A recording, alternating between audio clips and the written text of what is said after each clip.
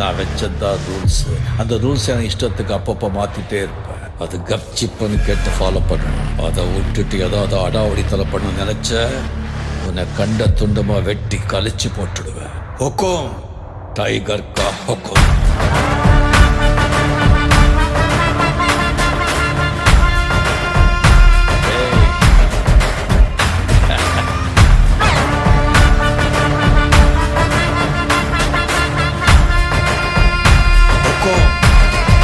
tiger